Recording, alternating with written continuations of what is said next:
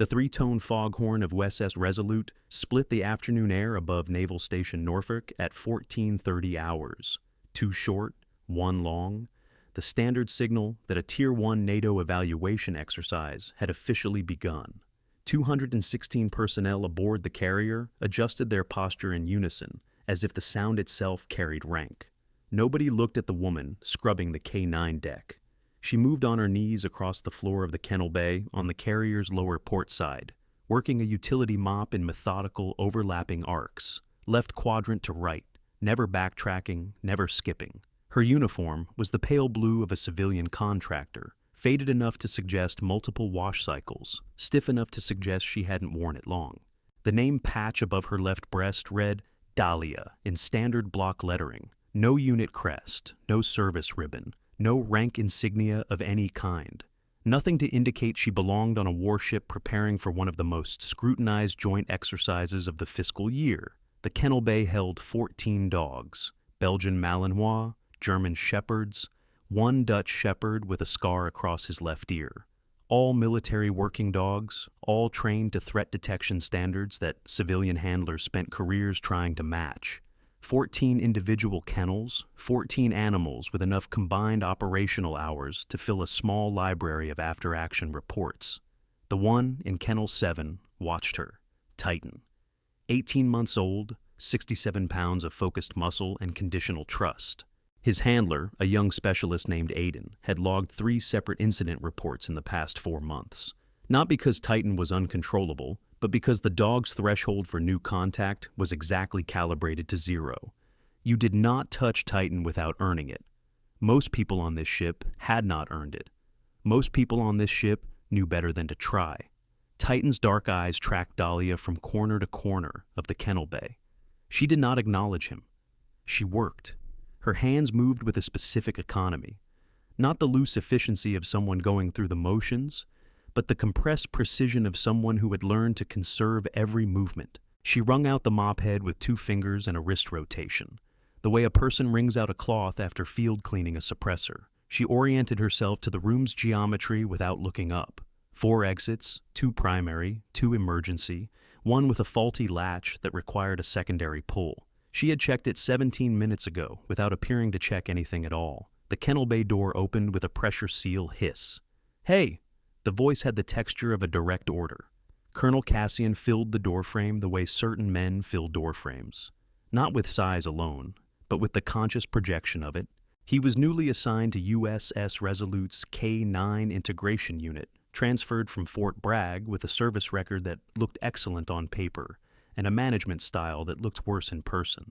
2 junior officers trailed him, maintaining the exact distance of men who had learned not to walk too close. Dahlia did not look up immediately. She finished the arc she was on, set the mop head in the bucket, and stood. The motion had no urgency and no performance. She simply rose when she was done. "This area is restricted during exercise protocol," Cassian said. "Civilian contract personnel are not authorized on this deck." "Apologies, Colonel. I'll clear out." Her voice landed flat, not afraid, not aggravating, just flat, the way water is flat. Cassian studied her, the way men study objects they've decided are misplaced. His gaze moved from the worn sneakers to the contractor badge clipped at her hip. "Who authorized you down here?" Before Dahlia could answer, Kennel 7's door rattled, not from aggression, not with the high-pitched whine of an agitated animal. The kennel latch clicked twice. The spring mechanism did what spring mechanisms do when pushed from the inside with exactly the right amount of lateral pressure, and Titan walked out. He moved without running, a purposeful trot across the bay floor, past the 2 junior officers who stepped back without meaning to, past Cassian who had not yet processed what was happening, all the way to the woman in the pale blue uniform. And then Titan lay down. He placed his chin on the toe of Dahlia's left shoe. The kennel bay went quiet in the specific way that rooms go quiet when something impossible has just happened in front of witnesses. Cassian looked at the dog, looked at the woman, looked back at the dog. His jaw moved once, as if testing whether language was still available to him. Aiden, who had been running a feed check on the far side of the bay, stood with a scoop of kibble suspended in midair and said nothing. In 20 minutes, nothing on this ship would be the same. But, right now, nobody in the kennel bay understood that yet.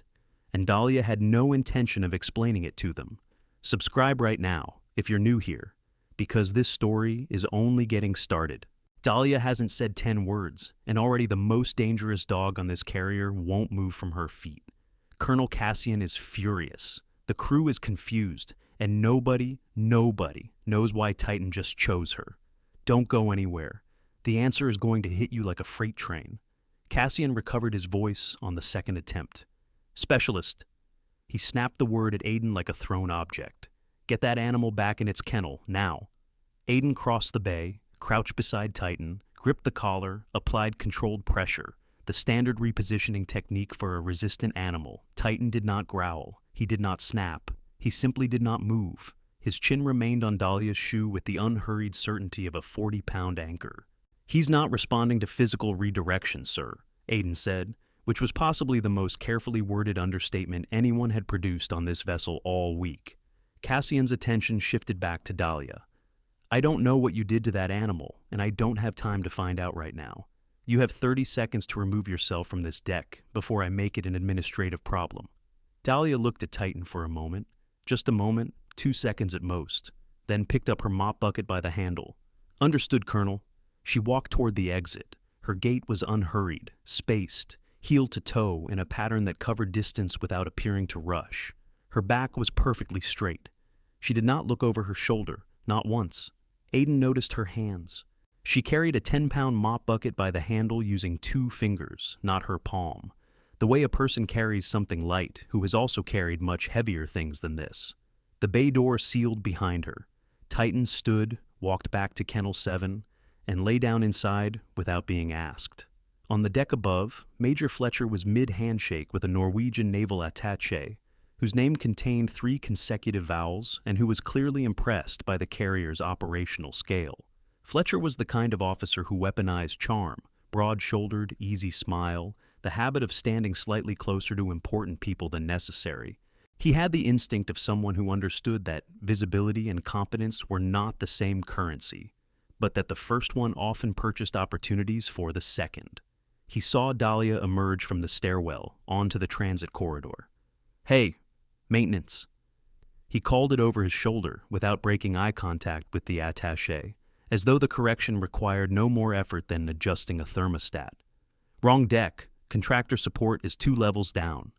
Dahlia walked past without responding, which Fletcher would interpret as compliance, and Aiden, who had followed at a distance, would later recognize as something else entirely.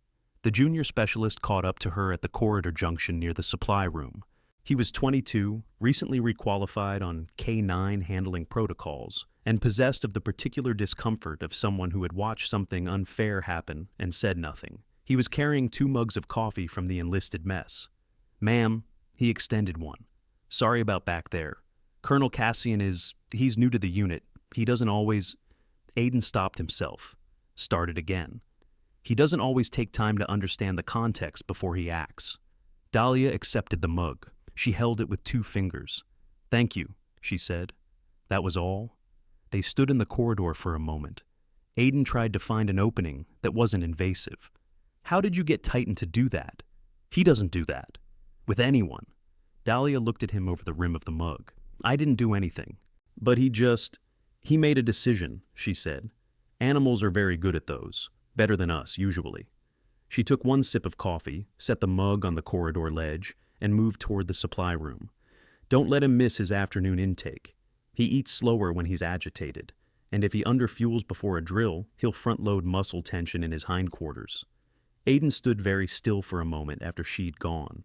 He had been handling working dogs for 14 months. Nobody had ever told him that. Not his supervisor, not his certification instructor, not the veterinary protocol documents he'd read 3 times. He went back to check on Titan's food intake. In the ship's tactical briefing room, Admiral Solomon stood at the head of a lacquered table that had survived 4 deployments and 2 Atlantic storms, reviewing material he had not needed to reference notes for in a decade. He was 61 years old, trim, with the particular stillness of a man who had spent so long giving instructions that his body had learned to conserve everything else. When he spoke, people stopped doing other things, not because of volume, he rarely raised his voice, but because of the quality of certainty in it. He was outlining K9 unit integration capability to the NATO evaluation panel when Cassian entered, waited for the appropriate pause, and reported. K9 unit is now operational under my command, Admiral. All 14 animals accounted and kennelled. Solomon tapped the briefing board with one knuckle, a thinking gesture, not an approval one. Deployment readiness for Thursday's drill? On track, sir. Good. Solomon turned back to the panel. Also, sir, Cassian added, I removed an unauthorized contractor from the K9 deck, civilian veterinary technician. She didn't have proper access clearance for active exercise periods. Solomon did not look up. Was there an incident? No, sir. Then it's handled. He returned to the panel briefing with the finality of a man who had allocated that topic exactly as much mental space as it deserved. Cassian stood for one more second, the second of a man who expected his news to create a larger ripple, and then withdrew. Lieutenant Commander Iris was 3 decks up, running clearance verification on the NATO delegation support staff, when an automated flag appeared in her queue. A contractor badge scan from the kennel bay at 13:53 hours had returned a partial verification. The system had processed the badge number, but could not complete the employment chain authentication. The contracting company listed was Allied Vet Services, registered out of Norfolk. The onboard contract manifest for this week did not include Allied Vet Services. It was a small discrepancy. These happened. Paperwork moved slowly between Shore Command and Ship Administration, especially during high-tempo exercise windows. Iris opened the contractor's personnel file anyway. She was thorough by disposition, which was most of the reason she had reached Lieutenant Commander by 34. Name, Dahlia, badge, C477 Alpha, Social Security number, on file, employment history, Allied Vet Services, civilian veterinary technician. Before that, a gap. 9 years of nothing. Before the gap, a single entry. United States Navy, Veterinary Corps. Service dates followed by a code that resolved to, and then the record simply stopped. Not redacted, not classified. Just absent, the way a page is absent when it has been removed from a binder so carefully that the torn edge is invisible. Iris leaned back in her chair, looked at the screen, looked at it again. She ran a standard background check extension. The system spun for 11 seconds, longer than usual, and returned a single-line result. Query elevated. Requires Level 4 clearance confirmation. Level 4. On a civilian veterinary technician. Iris picked up her handset and began composing a request to Commander Intelligence. On the lower deck, Lieutenant Ronan found Dahlia in the supply annex, reviewing the controlled substance log for the veterinary kit. He was the kind of officer who used questions the way some men used handshakes, as instruments of measurement rather than exchange. He had a master's degree in veterinary pharmacology from a program that most military personnel had never heard of, and he carried that credential the way certain people carry expensive watches, visibly and with purpose. He walked to the whiteboard beside her and stood in a way that blocked it without technically blocking it. "Do you know the difference?" he said, in the tone of someone who already knows the answer. "Between ace-promazine and metatomidine in a K9 sedation protocol?" Dahlia did not look up from the log. Ace-promazine has a longer duration and provides better muscle relaxation, but it lowers blood pressure and has no analgesic effect. Metatomidine provides both sedation and analgesia, shorter duration, reversible with etipamazole, which you want if your animal is a working dog who needs rapid return to function. She turned a page. Ace-promazine is a mistake in high-stress combat environment animals because it produces what looks like calm while leaving the sympathetic nervous system active. The dog is sedated but physiologically still running hot. Vets who don't know that cause injuries during field procedures. She said this in the same register most people use to report the weather. Ronan stood very still. He had prepared a follow-up question. He did not ask it. "Is there something specific you needed?" Dahlia said. "No," Ronan said. He left. From the corridor junction where he'd been standing since following at a careful distance, Sergeant Major Boyce had heard the entire exchange. He was a thick-shouldered man with 22 years of service, and the cultivated instinct of someone who had learned that information was the only currency that never devalued. He pulled his personal phone from his pocket and took a photograph of Dahlia through the supply annex window. She did not look up. Boyce had grown up in a household where credit went to the one who reported it first. Some childhood lessons are hard to unlearn. 3 decks up, Admiral Solomon was wrapping his briefing when the door opened and Captain Hugo entered, crossing directly to Solomon's position and delivering a brief, low exchange. Solomon's expression did not change. He thanked the NATO panel, excused himself efficiently, and moved to the corridor. "What's the security flag?" Solomon asked. Hugo kept his voice below corridor traffic. "Iris and Intel has a contractor with a partially verified badge and an employment history that's raising questions. Lower K9 deck." "Cassian already flagged someone from that deck." "Same individual, sir. Iris is escalating the background query. She's hitting clearance walls she shouldn't be hitting on a civilian veterinary technician."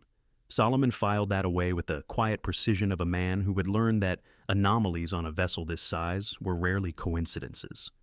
"Keep her on the ship until we understand what we're looking at. No shore access." "Yes, Admiral." What neither man yet understood, what nobody on the ship yet understood, was that the order to keep Dahlia aboard USS Resolute was the first decision in this sequence of events that was going to work out in anyone's favor, including theirs. The afternoon shifted. The NATO evaluation panel moved through its briefing schedule with the careful efficiency of international observers who understood that their presence was itself a form of pressure. Major Fletcher guided them through 3 presentations on integrated naval operations, then moved toward the scheduled live K9 demonstration before the evening meal. Cassian had selected Titan for the demonstration. Not randomly, Titan's certification scores were the highest in the unit, and Cassian had reviewed the performance logs before selecting the animal. On paper, it was the correct choice. In practice, Titan had other considerations. The demonstration began in the auxiliary training bay, with Cassian running the control position and 2 handlers managing perimeter. The exercise was a standard building search, simulated room entry, suspect identification, controlled apprehension. Titan had completed this protocol, by Aiden's count, over 400 times. He completed 2/3 of it. At the transition point between room entry and apprehension target engagement, Titan stopped, not with aggression, not with distraction. He simply sat down in the middle of the exercise space and turned his head in the direction of the supply annex corridor 2 sections away, as if he could hear something through the bulkhead that no one else could. Cassian repeated the command. Standard handler vocal cue, appropriate intensity. Titan's ears moved. His body did not. Fletcher, standing with the Norwegian attaché and 2 French naval officers, produced a laugh that was calibrated to sound like amusement, and functioned as an apology. "Different method of cooperation," he offered. "Working dogs have creative interpretations sometimes." The Norwegian attaché nodded politely and wrote something in his assessment booklet. Aiden watched from the bay's edge. He had been running the previous feeding round and had stayed to observe. He saw Titan's eyeline. He understood the geometry of it. He walked quietly to the corridor. Dahlia was returning the controlled substance log to its secured drawer when she heard Aiden's footsteps. "Ma'am." He stopped at the supply room doorway, visibly uncertain about the protocol of what he was about to ask. I know it sounds odd, but Titan isn't performing. He's not responding to command, and I noticed he's looking in the direction of this corridor." Dahlia finished securing the drawer lock. "It has nothing to do with me." "With respect, ma'am, I think it does. I've handled that animal for 14 months. He has never done what he did this morning, with anyone." He paused. "What's happening in that demonstration bay affects my unit's evaluation score. I know you're not supposed to be near the K9 area, but if there's something you can do, I'm not authorized to enter that bay." "I know." Dahlia looked at him. Not the quick assessment glance she'd used with Cassian and Ronan and Boyce. This was longer, as if she was deciding something that had actual weight. She walked to the corridor junction that ran parallel to the training bay's starboard wall. Through the narrow observation window, the kind that existed on Navy ships for ventilation monitoring, she could see the demonstration space. Titan sitting, Cassian's jaw tight, the NATO panel watching. She raised her right hand and knocked twice on the wall panel beside the window. The rhythm was specific, short, long, the same syncopation a drum uses to settle a room. Through the glass, Titan's head came up. The dog stood, re-engaged his handler position, and completed the apprehension sequence with precision that made the French naval officer stop writing and simply watch. The apprehension was clean, the release was controlled, and the return to handler position was exact. The panel applauded. Fletcher exhaled through his nose in what Aiden recognized as profound relief. Cassian turned toward the starboard wall. The observation window was empty. Dahlia had already moved. Aiden found her at the galley hatch, collecting a water container she'd apparently requisitioned for the kennel bay. He was still processing what he had just witnessed, and his face showed it. "How did—" "Rehydrate him before the next session," she said, handing him the container. "He's been in a heightened arousal state since this morning, and his water consumption is low. If he cramps during Thursday's drill, the evaluation number is going to drop further than it would have today." Aiden took the container. "Ma'am, with respect, who are you?" Dahlia looked at him for a moment. "Dahlia, contractor, Allied Vet Services." She said it with the specific evenness of someone who has repeated a sentence so many times it has become as neutral as breathing. Aiden did not push further, but he carried the container back to the kennel bay with the particular weight of a man who understood that the answer he'd received was not the same thing as the truth. In the intelligence workstation on Deck 3, Iris was watching a loading bar move across her screen with the patience of someone who had learned that the Pentagon's database architecture was a historical artifact produced by 17 sequential contract awards and nobody's idea of efficiency. She had escalated her request to Commander Intelligence. The queue had processed. The authentication had cleared. The Level 4 window was opening. She clicked. The file loaded in segments. Public record first, then service record, then the restricted layer. Then, Iris's hands stopped moving. She read the top line twice. Then she pushed back from the workstation and stood up. She was not a woman who stood up quickly. She was a woman who processed before she moved. She stood up quickly. "Hugo," she said, crossing to the hatch. "I need to speak with the Admiral, right now." Hugo looked up from his own workstation. "Is this a wait 5 minutes conversation or a— Bring Cassian." Boyce found Cassian in the corridor outside the tactical briefing room. He showed him the photograph on his personal phone, Dahlia in the supply annex, facing the controlled substance log. "She's been in there twice," Boyce said. "Once this morning, when she wasn't supposed to be on deck at all. Once this afternoon, with full access to the veterinary pharmacological inventory." Cassian studied the image. "And she touched Titan's collar. I saw it. She removed something, examined it, replaced it. I don't know what she was looking for, but that dog has a tracking chip, and she clearly knows where it is." Cassian's jaw worked. He thought about the demonstration, about Titan responding to a knock on the wall from a woman who was not in the room, about the pharmacology exchange Ronan had described, about the employment gap that Iris had flagged. He forwarded Boyce's photograph to Solomon's secure line with a single note attached: "Request security assessment. Possible unauthorized access to K9 asset data." Then he went to find Dahlia himself. The supply room was empty when Cassian arrived. He was told she was in the enlisted mess. She was not. He was told she had signed out for a water requisition. He traced that back to Aiden, who reported she had already delivered the container and moved on.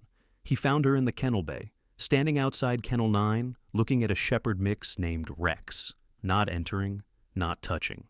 Standing at the observation distance that even authorized handlers maintained with an unfamiliar animal. Rex was favoring his left foreleg. Dahlia was watching the way the dog shifted his weight when he changed positions, the way his shoulder dropped microscopically on the turn. She had her arms at her sides. She had not yet moved. Aiden was in the bay, saw her first, said nothing. "What are you doing?" Cassian said.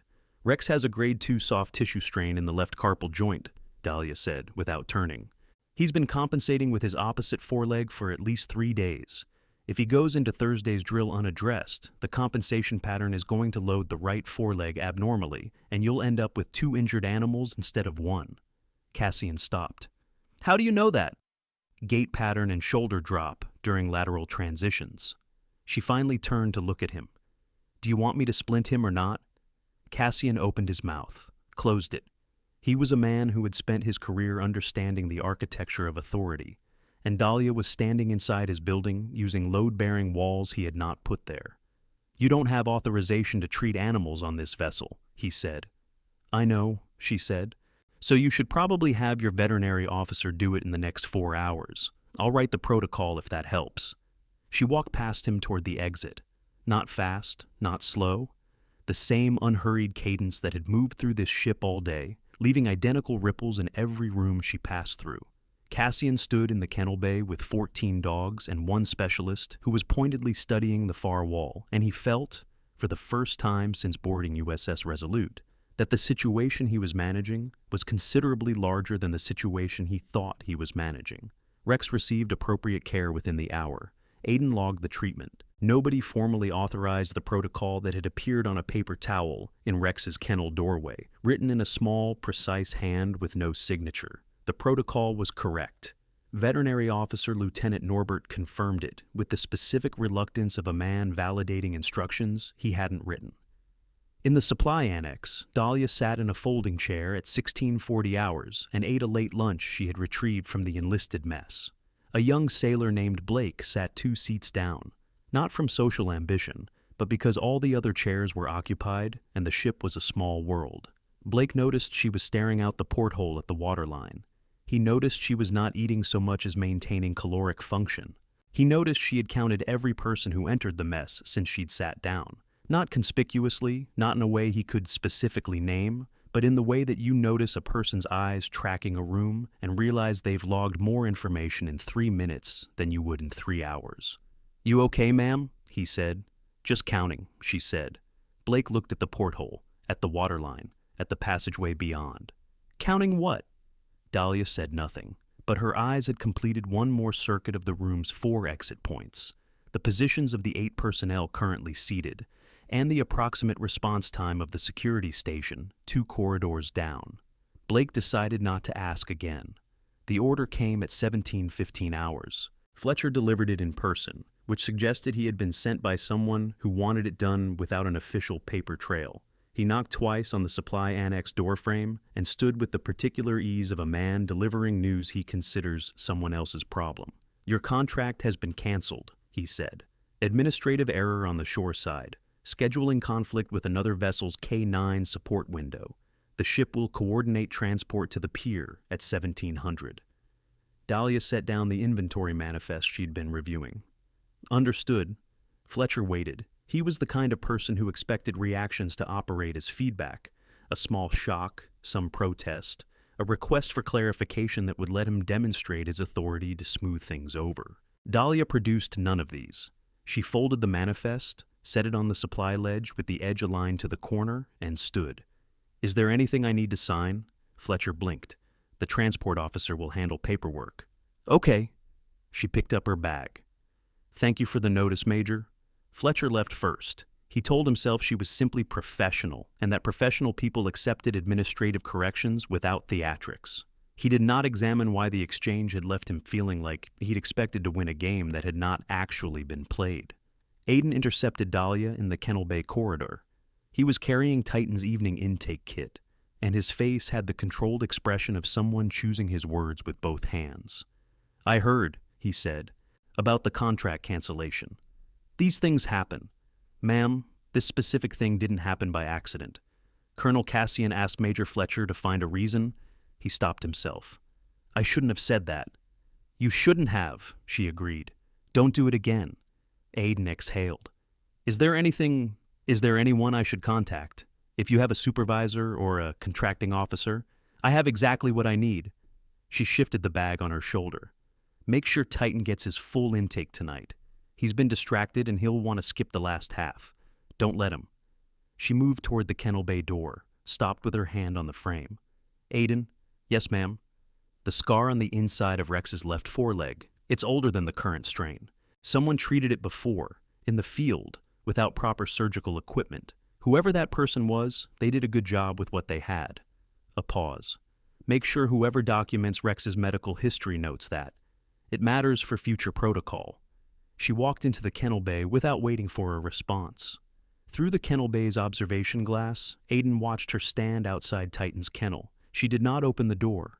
She crouched to eye level with the animal, and for a moment, the two of them regarded each other in the way that certain beings communicate. not through language, not through gesture, but through the simple geometric fact of shared attention. Titan stood, pressed his muzzle through the kennel door's gap. Dahlia reached through and placed her palm flat against the side of his face, the specific contact point that activates the vagal response in working dogs, the place behind the jaw that lowers heart rate and cortisol, and says, in whatever language dogs use for such things, I was here. I will have been here, even after I go. Aiden realized, standing in the corridor with a bowl of kibble going cool in his hands, that the small tag on Titan's collar had been checked and replaced this morning, and that the serial number on that tag corresponded to a specific record in a specific database, and that he was probably going to think about all of this for the rest of his career. He went back to prepare the evening feeding. He did not notice Dahlia remove one hand from Titan's face and use the other to unhook the small secondary tag from the collar ring, a tag so thin it was nearly invisible. Examine the embossed lettering on its underside, and replace it with the careful movements of someone confirming that a very specific piece of information is exactly where it should be. Boyce noticed. He had been standing in the bay's secondary access corridor since 1650 hours, and he had his phone out.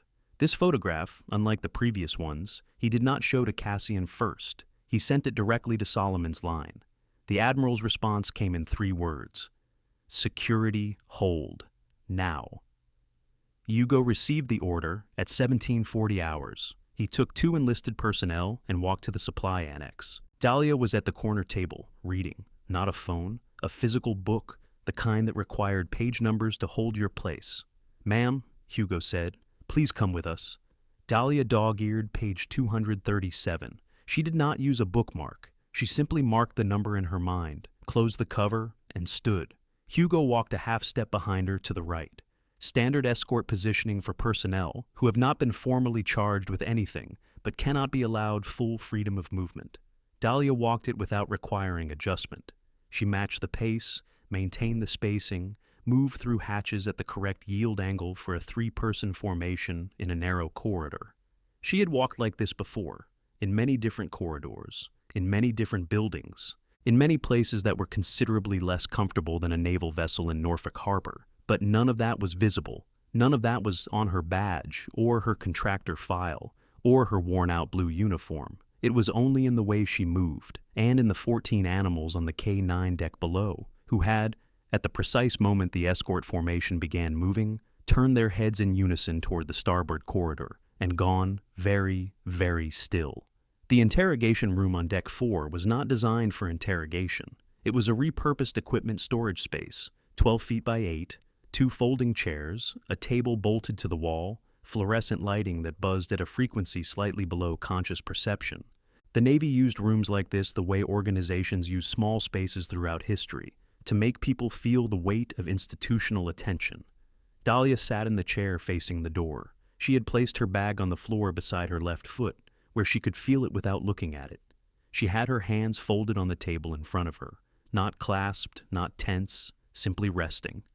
Her breathing was in the low range of a person who has either spent years in contemplative practice or spent years in situations where elevated breathing was operationally disadvantageous. She had been in this room for 11 minutes when Cassian entered. He brought Ronan, not as a witness, as an audience.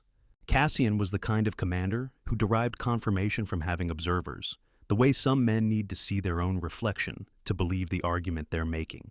Cassian set a tablet on the table. He did not sit. What were you doing with Titan's collar? Dahlia looked at the tablet without touching it. Checking the microchip serial number, the identification tag had surface wear consistent with extended saltwater exposure. The number was starting to degrade. How did you know there was a microchip? Every military working dog in the continental United States K9 program has been microchipped since 2007. It's standard protocol. That's specific knowledge for a civilian veterinary technician. I've worked with military veterinary contracts for 9 years. She said it without emphasis, without the slight upward inflection that signals defensiveness. It comes up. Cassian leaned on the table with both hands. It was a technique, physical proximity as psychological pressure, the establishment of size differential in a confined space. 9 years of employment records that have some interesting gaps, according to our intelligence officer. I wasn't aware my employment history was under review. It is now.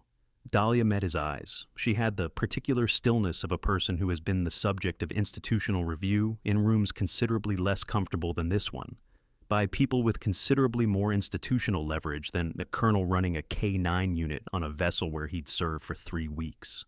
"Is there a specific regulation I violated that would require my detention?" she asked.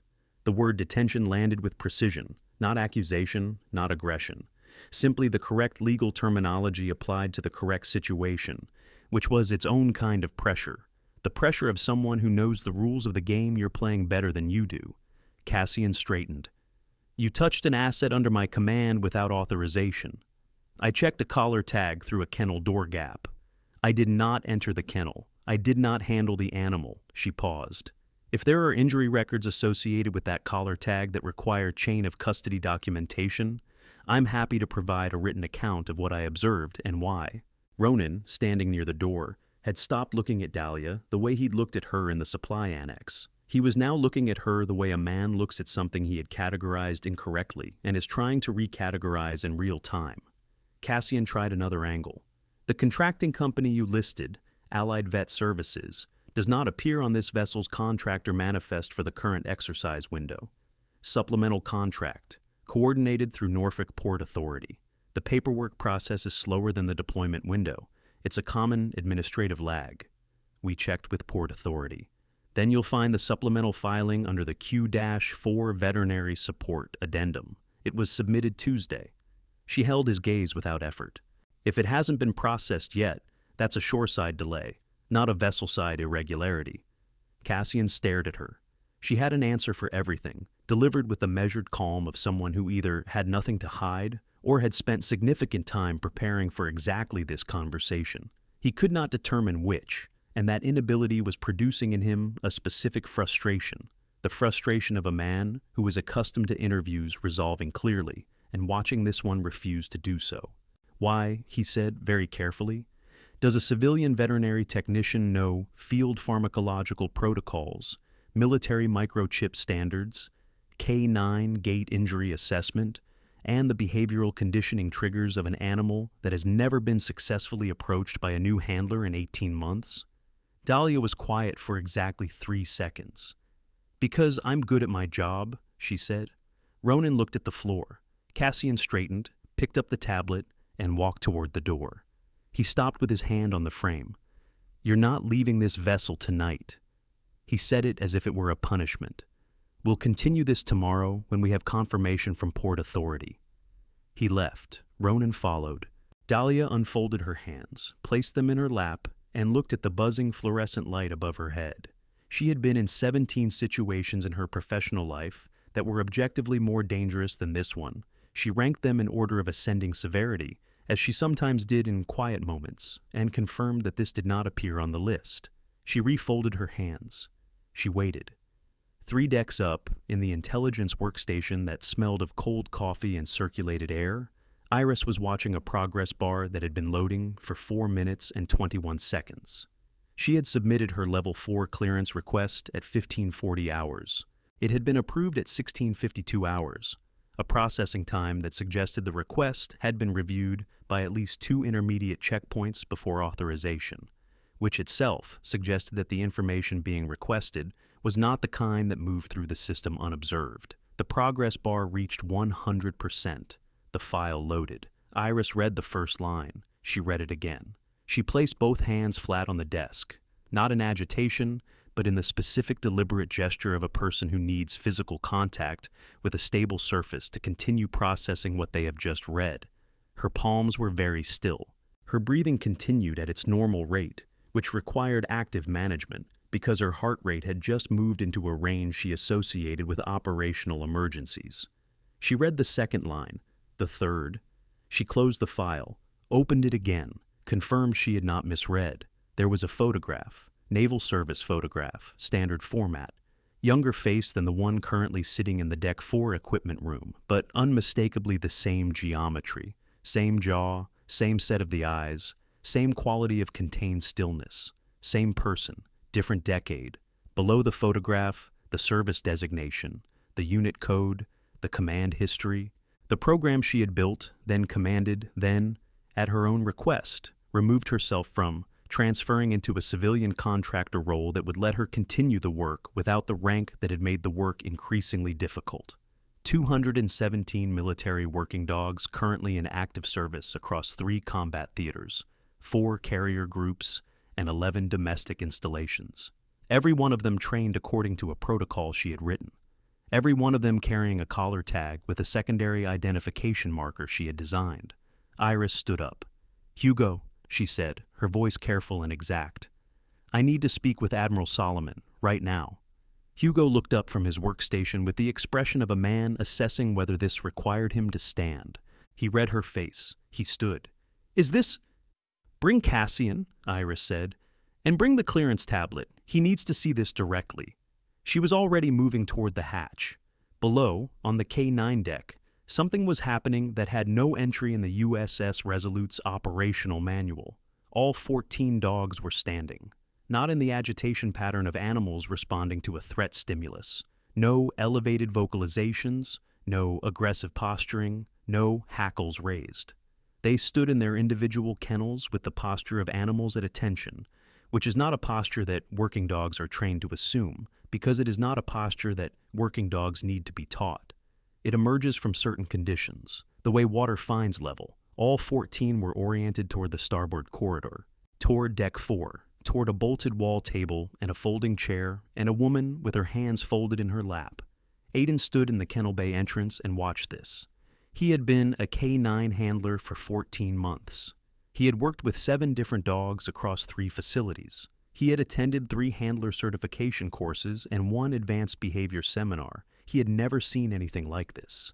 He pulled out his handler log and wrote, 14 animals, unified orientation, non-aggressive, sustained, duration, unknown onset, currently ongoing. He paused, added, no stimulus identified. Then he put the log away because he understood that what he had written was not accurate. The stimulus was identified. He simply did not yet have the language to put in an official document. Admiral Solomon was in his cabin reviewing the Thursday drill timeline when Hugo and Iris knocked. He admitted them with the practiced efficiency of a man who had long since stopped distinguishing between working hours and personal time.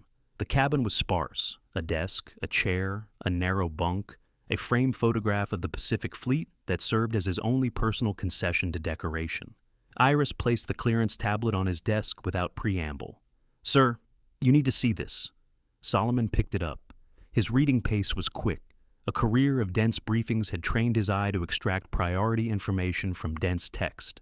He read through the first segment. His thumb moved to scroll. He stopped scrolling. He went back to the top. He read it again. Cassian had arrived during the second reading. He stood near the cabin door, which was his instinctive positioning in spaces where he was uncertain of the power geometry. He could not see the tablet screen from where he stood, but he could see Solomon's face, and Solomon's face had produced an expression that Cassian had never seen on it before. It was not shock. Solomon was not the type of man who wore shock. It was something more precise than that. The specific realignment of a man who has just discovered that the map he has been reading is significantly smaller than the territory it represents. "Sir," Cassian said, "what's in the file?" Solomon did not answer immediately. He set the tablet on the desk, turned it face down, and looked at the space between his hands for a moment. Then he looked at Iris. "She came here voluntarily." "Yes, sir.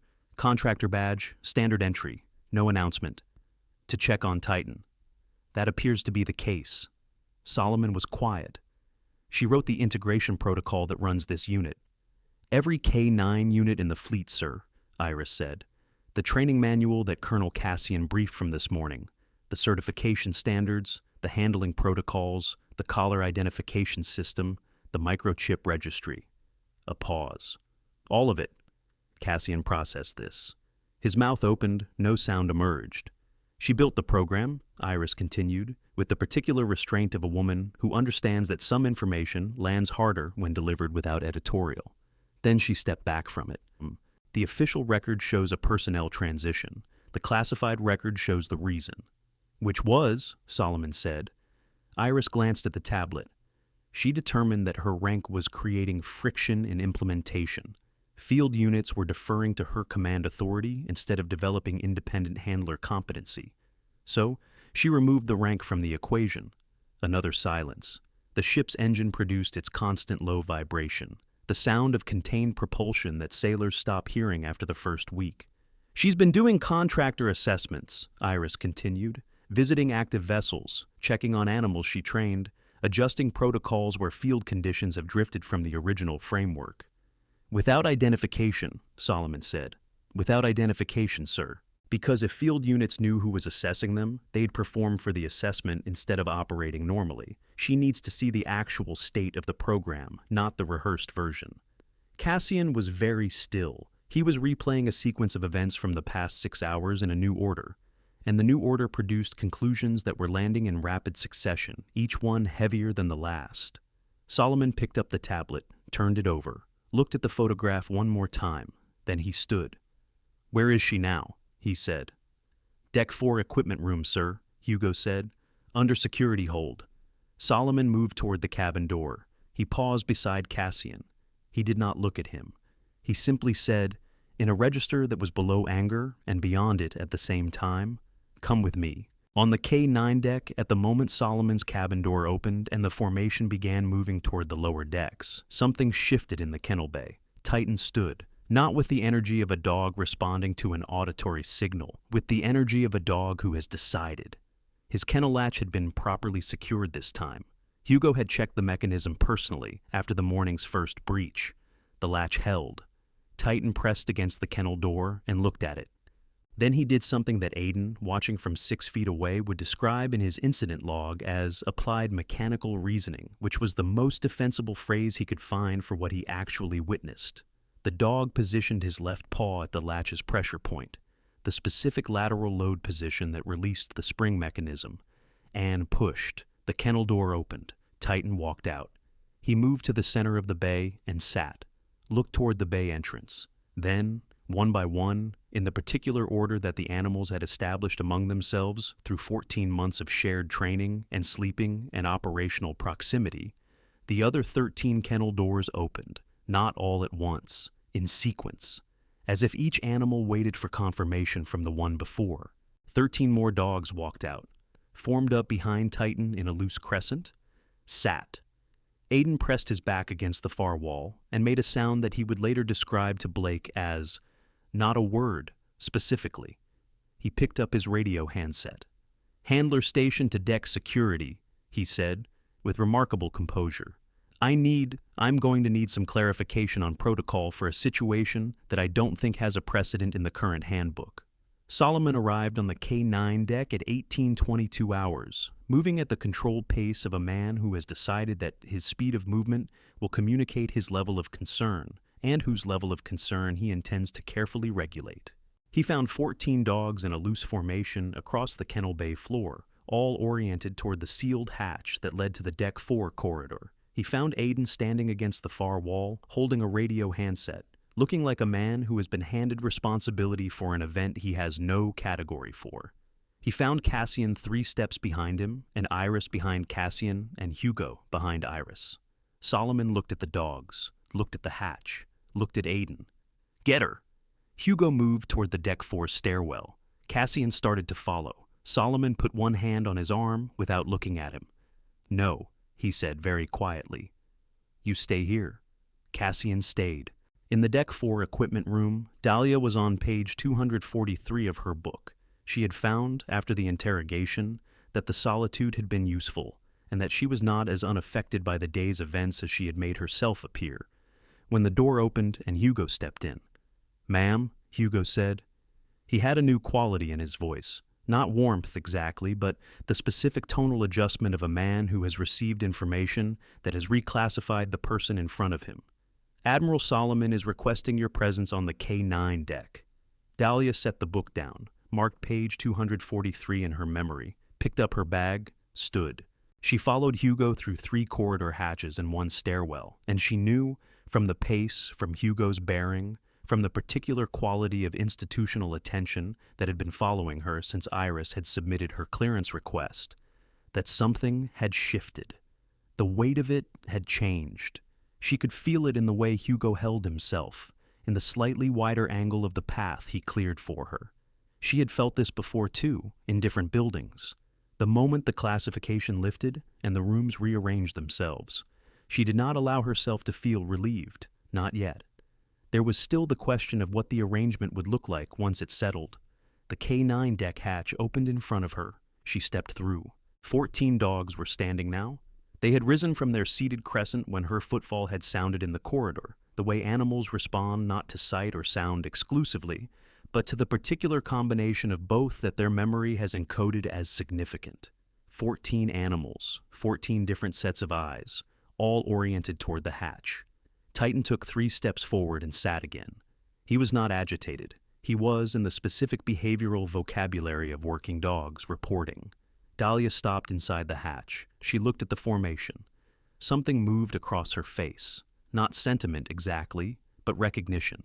The specific recognition of a person seeing their work in the world.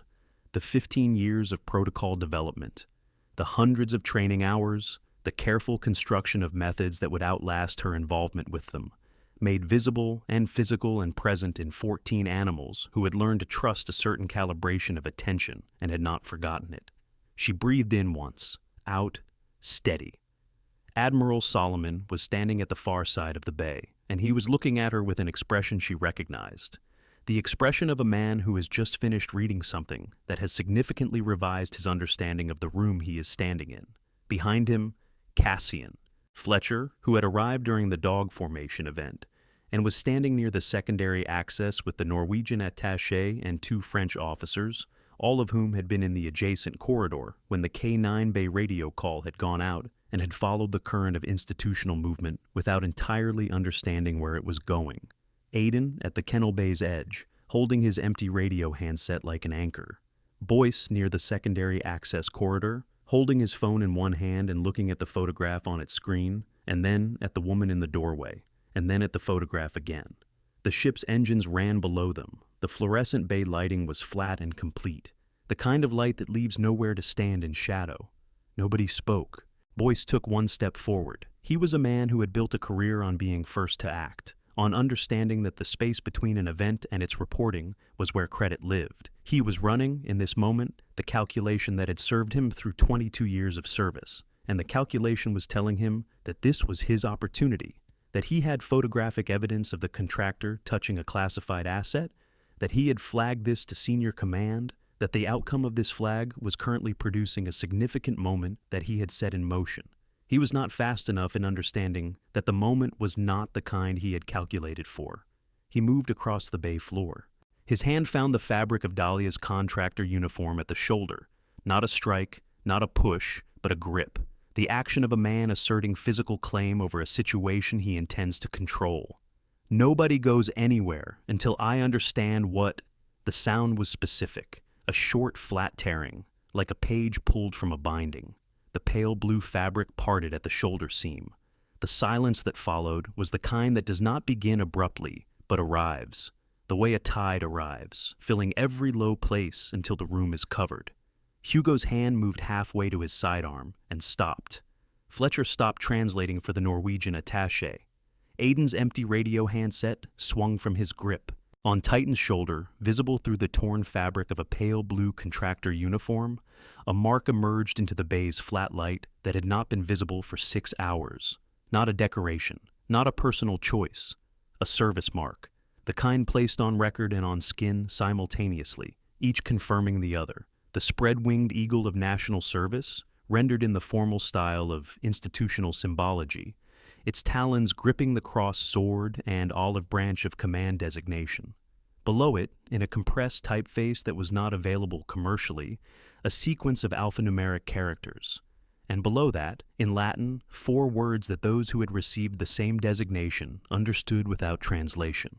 Fidelis usque ad mortem, faithful unto death. On the inner curve of the eagle's left wing, barely visible unless you knew to look, unless you had been trained to look, unless someone had shown you during a specific type of briefing in a specific type of room. The same secondary identifier that appeared on Titan's collar tag. Boyce was still holding the piece of fabric. He looked at it, looked at what it had uncovered. His hand opened. The fabric fell. He took 2 steps backward without meaning to. The silence continued for 3 full seconds. It was Titan who moved first. He stood, crossed the bay floor in 6 strides, and placed himself at Dahlia's left side, not between her and the room, but beside her, in the position that working dogs assume when they are not protecting a person from something, but accompanying a person through something. His shoulder pressed against her leg with the calm weight of 14 months of certain memory. Then, the other 13 dogs stood. They did not rush.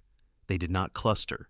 They moved with the measured, unhurried organization of animals who understand their role and are executing it, crossing the kennel bay floor in pairs and in sequence, settling around Dahlia in the crescent formation that had originally been their seated arrangement, now tightened, now deliberate, now a shape that even people who had never studied working dog behavior could read as unambiguous. 14 animals. 1 center point. 1 woman in a torn blue uniform who was looking at a spot on the far wall and breathing at exactly the same rate she had maintained for the past 6 hours. The Norwegian attaché said something quietly in Norwegian. Nobody translated it. It did not require translation. Solomon had not moved. He had been standing at the far side of the kennel bay when the fabric tore, and he had read the mark in the time it took most people in the room to understand that something significant was visible. He had read the identifier below it. He had connected it with the speed of a man who has spent decades processing classified information at operational tempo, to the file Iris had opened on his cabin desk, to the photograph in that file, to the 217 dogs currently serving in his fleet and every fleet allied with it. He reached into his uniform pocket, retrieved nothing, put his hand back at his side.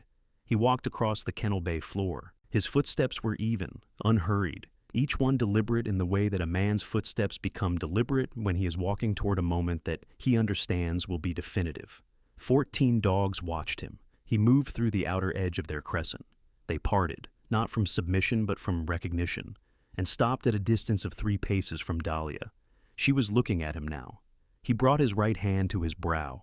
The salute was textbook, not the abbreviated acknowledgement of administrative courtesy, not the quick formality of a passing hallway exchange, but the full-duration formal salute of official recognition, held at regulation angle for the complete statutory interval, in front of every witness currently present in the kennel bay of USS Resolute at 1826 hours on a Wednesday afternoon in Norfolk Harbor. An admiral saluting a woman in a torn contractor uniform with no rank insignia, no cap, no indication of her standing beyond a service mark on her left shoulder, and 14 military working dogs arranged around her in silent formation. The bay did not erupt. It did not break into noise or movement. It simply deepened. The way a room deepens when the thing that was true has been spoken aloud, and there is no longer any alternative version of events available. Cassian, standing behind and to Solomon's left, looked at the salute, looked at Dahlia, looked at the file that Iris was holding on the clearance tablet, which had rotated so that the photograph was now visible to him from his angle. He looked at the photograph. He looked at the face above the torn contractor uniform. His jaw moved once, then it stopped moving. Something in his posture changed, not collapsing exactly, but the way a structure changes when one of its load-bearing assumptions is removed. He did not look away. The men who had worked beside Cassian for years would have identified this as unusual. He was a man who looked away from things that were inconvenient, who redirected attention by redirecting his own gaze. He did not do that now. He held the account. Fletcher, standing with the international delegation, was no longer attempting to translate. The Norwegian attaché had stopped needing him to. Boyce stood beside the secondary access corridor, with the piece of torn pale blue fabric still on the floor at his feet. He was looking at his hands as if they had performed an action he had not authorized. Aiden, at the kennel bay's edge, exhaled a sound that was not a word. Then he straightened, adjusted his bearing to something that might be called reflexive attention, and pressed his lips together. He did not look away from Dahlia. He did not look at the fabric on the floor. He looked at her, and what was on his face was not surprise. He had understood something was wrong with his initial assessment hours ago, but confirmation. The specific relief of a person whose instinct has been validated. Blake, who had followed the flow of personnel movement from the enlisted mess and was standing just inside the secondary access doorframe, remembered a conversation at a porthole, just counting. He understood now what she had been counting and why, and what it said about the quality of attention that had been present in that mess hall when he thought he was sitting next to a civilian technician eating a late lunch. Solomon lowered his salute. The room breathed. Before we get to what Admiral Solomon does next, and you need to see this, a quick word from today's sponsor. If you've been struggling with focus and mental clarity, you're going to want to hear about our sponsor today. Their formula is specifically designed for sustained concentration without the crash, the kind of focus this story requires just to keep up. Use code RESOLUTE at checkout for 20% off your first order. Link in the description. Okay, back to USS Resolute. Because Cassian just saw Dahlia's classified file, and the color has completely drained from his face, Solomon turned to Iris. Brief Admiral's room, 15 minutes. Then to Dahlia, "Ma'am, my apologies for today." 6 words, delivered with the same certainty as every order he had issued over the past decade. No qualification, no bureaucratic softening. An apology as direct as a navigation correction. Here is where we were. Here is where we are. Here is the adjustment. Dahlia received it with a nod. "Thank you, Admiral." Solomon moved toward the hatch. He paused beside Cassian, not stopping, not turning, simply slowing enough for the words to land at the correct distance.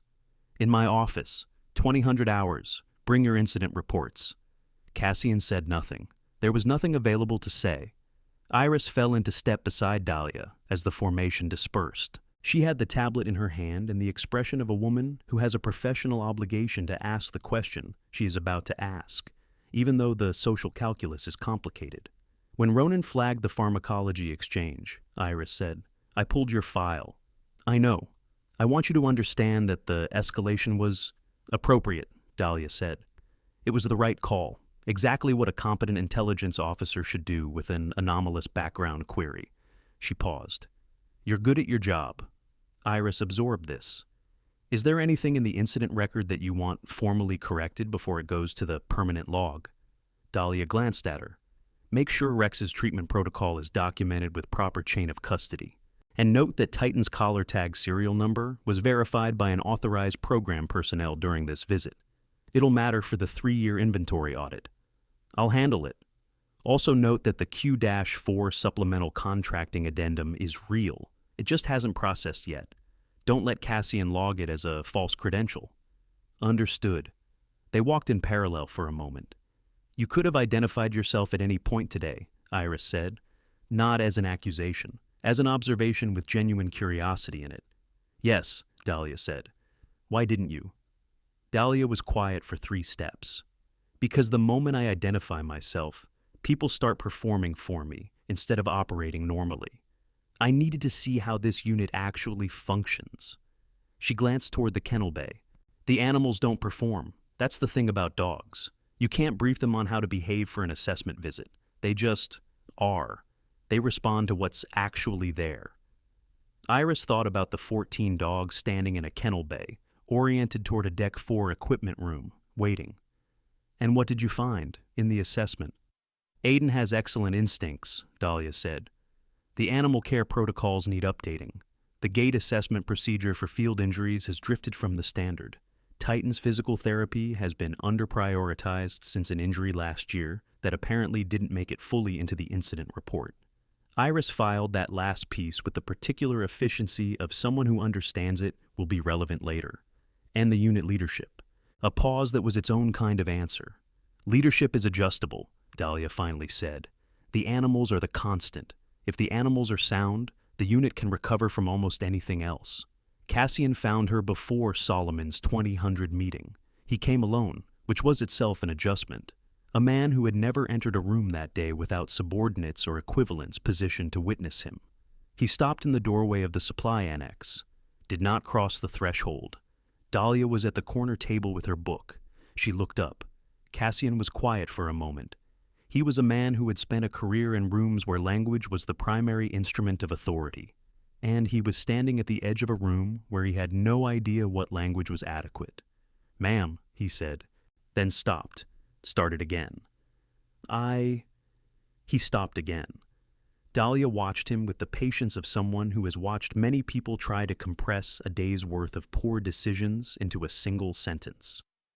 Titan, she said, needs physical therapy sessions 3 times per week for the next 4 weeks. His left shoulder sustained a stress injury during a maritime boarding exercise in November. The full severity wasn't captured in the incident report that reached command. Aiden can execute the therapy if he's given protected time for it. Cassian took a slow breath. I'll authorize it. Thank you. A moment. I should have, Cassian began. Tomorrow, Dahlia said, not unkindly. There's a lot that can wait until tomorrow. The therapy schedule can't. He nodded once, turned to go. Colonel, he stopped. The demo this afternoon, Dahlia said. Titan's incomplete run. That was about the shoulder, not about the behavioral conditioning. He's been overcompensating for the injury, and it manifests as refusal behaviors under sustained command pressure. Once the therapy resolves the physical issue, the refusal pattern should self-correct. Cassian absorbed this. How long have you known about the shoulder? Since this morning, she said, when I watched him move across the kennel bay. She went back to her book. Cassian walked towards Solomon's office, carrying 22 years of service and the specific weight of a man recalibrating the difference between authority and competence. The consequence cascade began quietly, the way consequences usually do, not with proclamations, but with paperwork. Boyce was escorted to Hugo's administrative office at 19:15 hours. The formal charge, unauthorized physical contact with a protected program personnel during an active evaluation exercise. He sat in the chair across from Hugo's desk and looked at his own hands for a long time. Hugo processed the preliminary report with the methodical thoroughness of a man who had handled 32 years of institutional incidents and understood that the work was in the documentation. Boyce's 22 years of accumulated operational credit would navigate this, eventually, but the navigation would not be comfortable, and the process would leave marks. He had taken photographs and sent them upward. He had acted from the instinct of a man who valued being first. He would spend a significant portion of his remaining service career understanding that first and right operate on separate timelines, and that confusing them has costs. Fletcher's consequence was subtler and therefore more permanent. He had been the visible face of a delegation that had witnessed an admiral deliver a formal salute to a contractor. The NATO evaluation panel had not been briefed, could not be briefed, and had filed their preliminary assessment that evening, an assessment that noted the K-9 unit's operational coherence with particular interest, and that described an undisclosed demonstration of handler-animal relationship as the most authentic unit dynamic observed across all 3 vessels.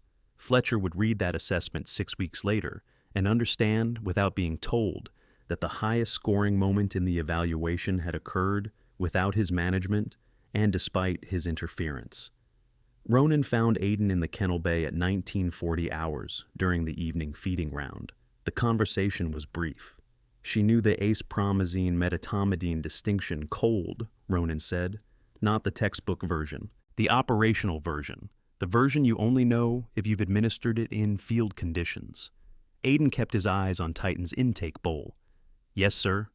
How long did you know something was different about her? Aiden thought about this with genuine care. About 11 minutes after I first spoke with her, he said. She told me something about Titan's hindquarter tension from underfueling that I've never read in any handbook. That's not the kind of thing you know, unless you watched a lot of dogs do it. Ronan was quiet. I challenged her, in the supply annex. I heard. She answered correctly. More than correctly. A pause. I left because I didn't have a follow-up question. I should have had a follow-up question. I should have stayed. Aiden looked at him. What would you have asked? Ronan thought about it.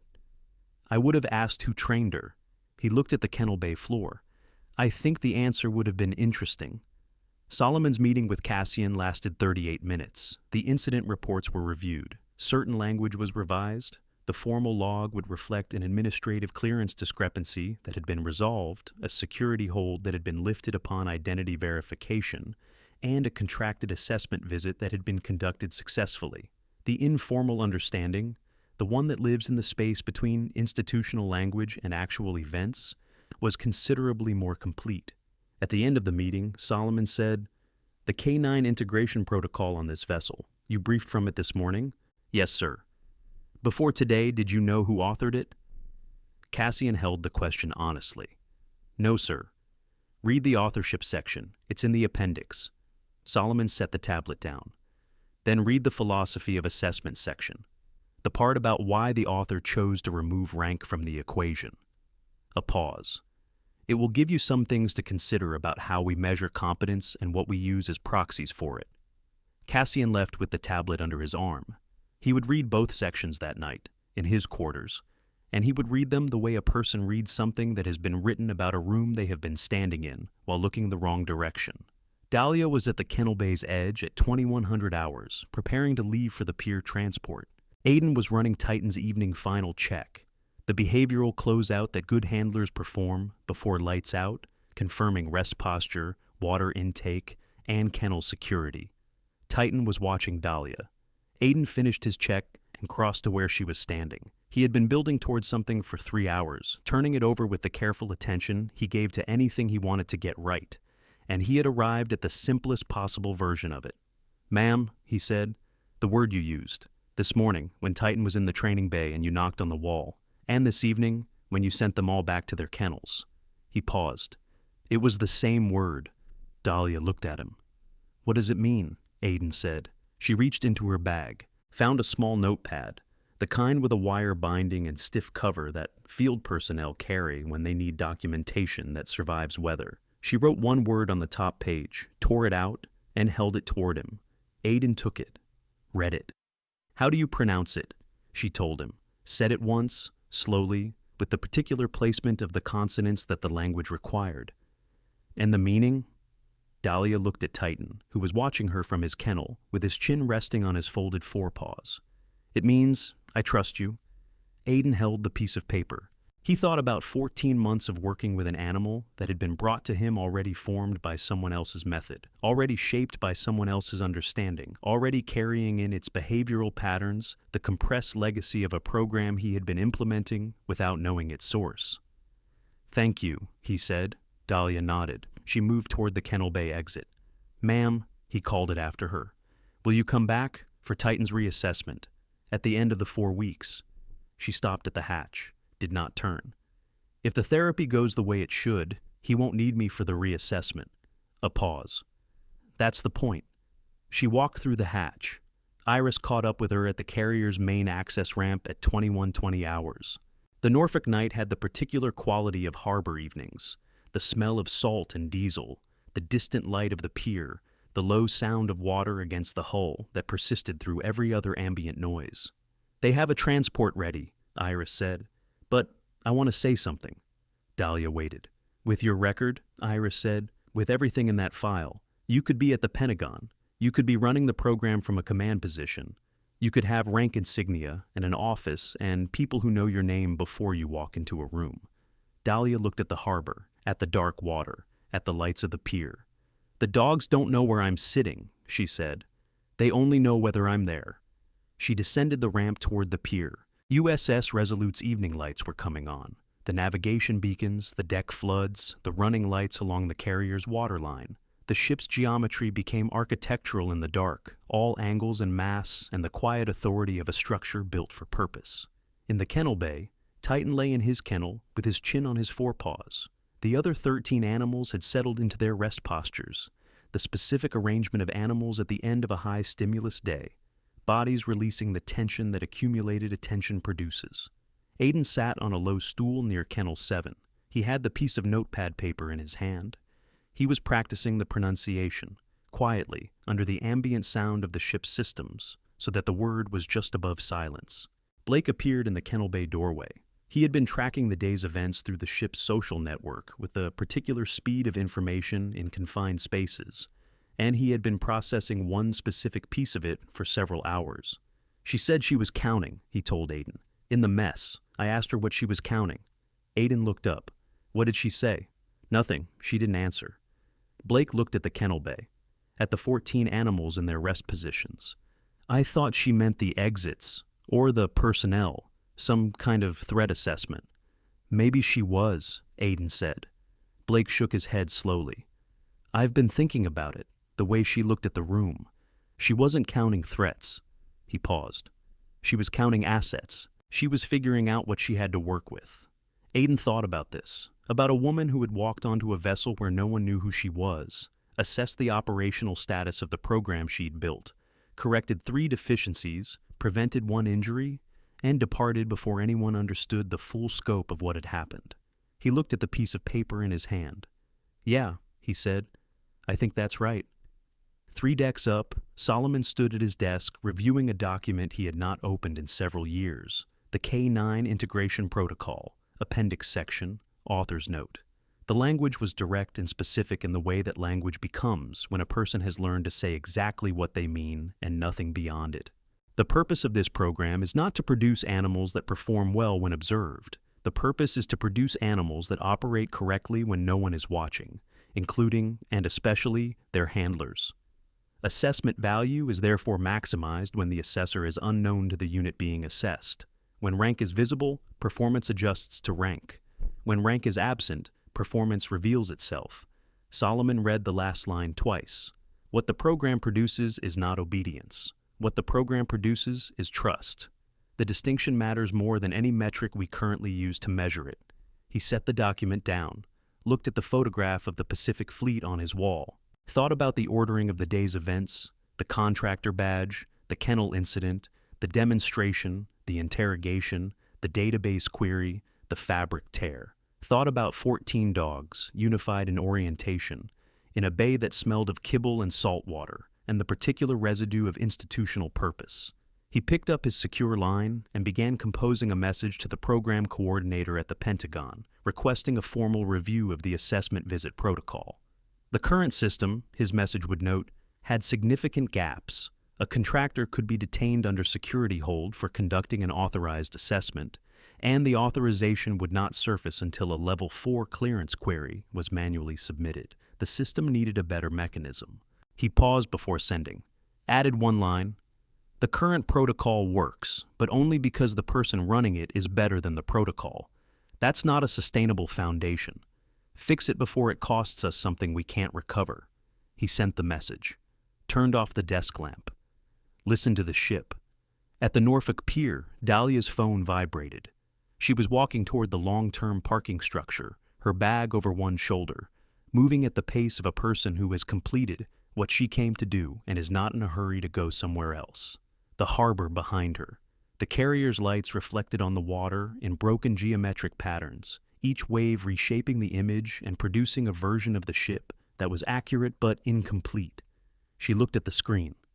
Unknown number. No area code she recognized. She answered. USS Meridian, the voice said. Male, precise. The vocal register of someone accustomed to transmitting information under time pressure. K9 unit, deployment window in 6 days. How many animals? 11. She walked a few steps. The parking structure lights came on above her, motion activated, flooding the approach path with flat white light. Were any of them in the same training cohort as Titan? A pause, longer than a simple database query would require.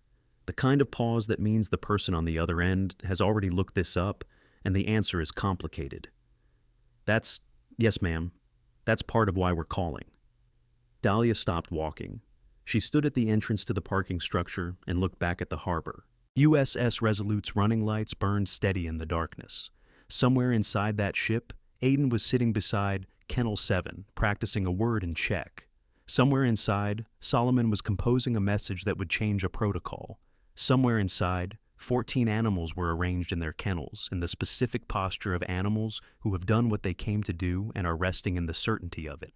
She looked at the harbor for a long moment. "Send me the unit file," she said, "and the incident logs for the past 6 months. All of them, not the summary." "Yes, ma'am. I'll be in touch." She ended the call, put the phone in her bag, looked at the water one more time. Titan was looking south from his kennel window at this moment. Aiden would notice it and log it, because Aiden was the kind of handler who noticed things and logged them now, who had learned today that the details that seemed peripheral were sometimes the load-bearing structure. The dog was oriented not toward the pier, not toward the direction Dahlia had walked, but toward the southern harbor entrance, toward the channel where vessels inbound from the Atlantic would pass, toward where USS Meridian would anchor in 6 days. Dahlia walked to her car, She drove south through Norfolk with the windows down, the harbor smell giving way to the broader night air of the coastal city. She was not thinking about today in any comprehensive way. The day would process itself over the following weeks, the way significant events do, surfacing in pieces at irregular intervals until they have been fully integrated. She was thinking about 11 dogs she hadn't seen in 18 months, about the cohort she had trained in the program's third year, when the methodology was still being refined, when she was still learning which elements of the protocol were fundamental and which were adjustable. About one training session in particular, a gray November morning at the facility in Quantico, when the cohort had worked a building search exercise and every animal had completed it independently, without handler direction, simply by understanding the problem and solving it. She had stood at the edge of the exercise space and watched 11 dogs work and thought, "This is what it looks like when the thing you built works. Not perfectly. They were young, the protocols were still developing, but correctly, in the right direction, with the right foundation." She had written the assessment note that evening. Cohort 3 shows strong independent problem-solving capacity.